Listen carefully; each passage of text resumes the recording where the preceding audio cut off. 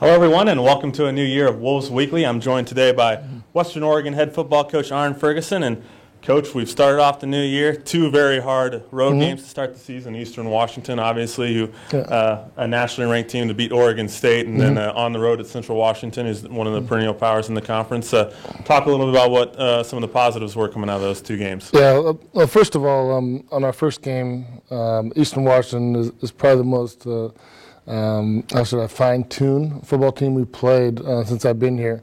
Their offense and their offensive the quarterback and also the coordinator did a phenomenal job as far as really pinpointing things. And we felt like we had some things defensively, but we didn't play well in the secondary the first half. And then actually the first quarter, then I thought our players defensively settled down the second, and then also the second half, but also second quarter, which was nice to see against a very potent offense. And then offensively, there's some bright spots, and then there's not so much bright spots. We got to put it all together, and that kind of lead us into Central Washington, where I felt our defense got better, our special teams got better, but we did not execute as we'd like, running the football and just taking care of the football. Those two basic things got to get better.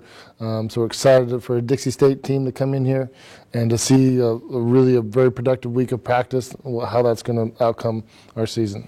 And you mentioned the defense, and they had a really good effort against Central Washington, held them to under 300 yards, well under 300 yards of total offense. Kind of talk a little about the student athletes you've seen have really excelled on that side of the ball so far. In key positions, the first one, John Benton, has been very solid. We feel our D-line is also, he's a player that is on everybody's target list. We'll see what happens there. But as a whole, we're still getting better at D-line. There's big bodies. They're getting better. When I say big bodies, I'm talking about 310, 320, 330 that move, and we just need to get their production better. But they're very solid and very physical. Devin Wells is doing an awesome job at middle backer, also a strong side backer. And then we have three new corners in the secondary that are learning. And then Pat Tepe has done a nice job of where we're at with our secondary, and Colter Matsbrook is really progressing fast also.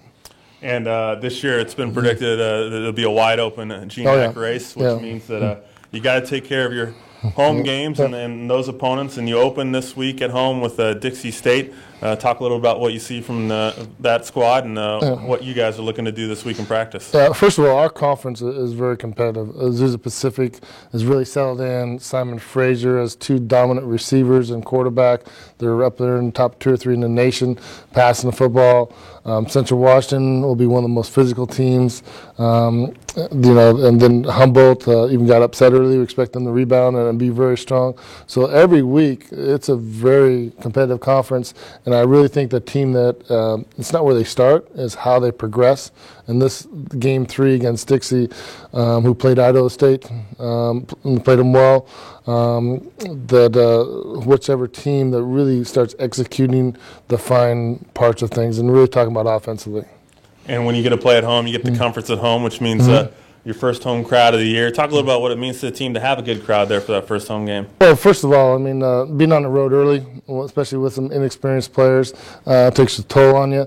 We're just glad to be at home. We're glad to be on our stadium. We're glad for our grass field, and we're excited to even though our students aren't here yet, but just settle down and to be more of a comfort level on a very, very important game for our season. And fans, you can purchase those tickets at woowolves.com/tickets. Tickets run from $10 to $15 a pop. We hope that you can join us out there and root the Wolves on to victory Saturday at 1 o'clock against Dixie State. Thanks for joining us, Coach, and thanks for joining us here on Wolves Weekly. Thanks, Michael.